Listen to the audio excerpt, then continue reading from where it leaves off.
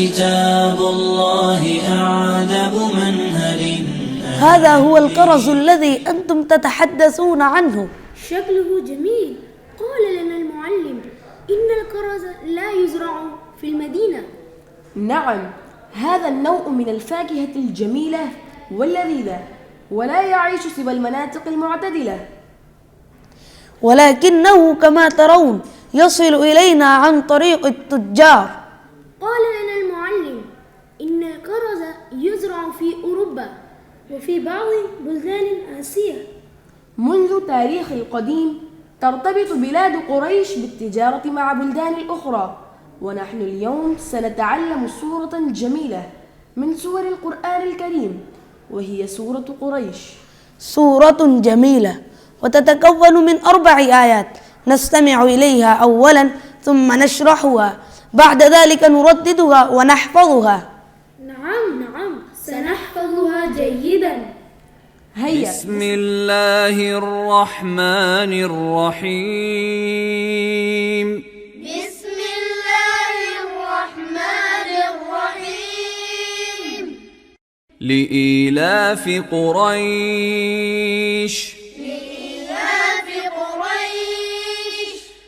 إيلافهم رحلة الشتاء والصيف.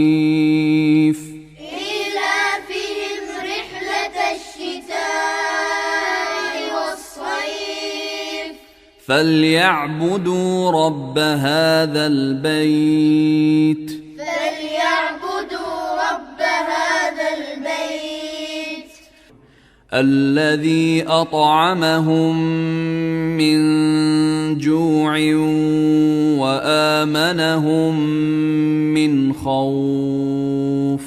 الذي أطعمهم من جوع وآمنهم من خوف. والآن دعونا يا أحبائي سنعرف معا على معاني هذه سورة جميلة من سور القرآن الكريم، سورة قريش. سنعرف في البداية ما هو معنى لإيلاف قريش. إيلافهم رحلة الشتاء والصيف. قريش من القبائل التي كانت تسكن مكة قبل بعثة الرسول صلى الله عليه وسلم، وقد اعتاد أهل مكة على القيام برحلتين للتجارة في كل عام.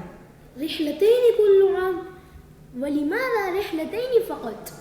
لأنهم كانوا يقومون برحلة في الشتاء إلى الجنوب باتجاه اليمن، وكانت رحلة الصيف إلى الشمال نحو الشام. لا بد أنها كانت رحلات جميلة. تلك الرحلات كانت للتجارة وليست للفسح، وكانوا يبيعون ما يحملون معهم بضائع من بلادهم ويشترون ما يحتاجون. إذا كانت للتجارة؟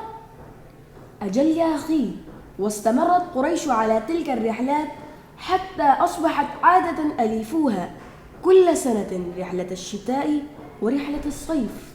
الآن فهمت ما معنى لإيلاف. أحسنت يا أخي، والله سبحانه وتعالى قال في بداية سورة قريش: لإيلاف قريش إيلافهم، يعني الرحلات التي اعتادت عليها قريش ألفتها، يعني أحبتها. الله، ما أجمل سورة قريش. نعم، إنها جميلة جدا. أحسنتم يا أخوايا. ثم يقول الله سبحانه وتعالى: يا أهل قريش، كما أحببتم رحلة الشتاء والصيف وأصبحت عادة تألفونها، وجب عليكم أن تعبدوا الله الخالق الذي أنعم عليكم بهذه الرحلات. نعم، وقوله تعالى: فليعبدوا رب هذا البيت، يعني دعوة لأهل قريش أن يعبدوا رب الكعبة، وهي بيت الله الحرام، الله العظيم الذي أطعمهم من جوع، أن يسر لهم الحصول على الطعام. ما أكثر نعم الله على الإنسان. فعلا، ولقد قال الله تعالى عز وجل: وآمنهم من خوف، أي أنه جعل حياتهم آمنة خالية من الخوف، وحافظهم في سفرهم من شرور الطريق. والحمد لله، وقريش الآن في نعم من الله عز وجل ويعيشون الأمن والأمان ويفيض عليهم الله بوفرة الخير والرزق، وهذا من فضل الله عليهم في بلادهم الحبيبة، ووجب الشكر والعبادة.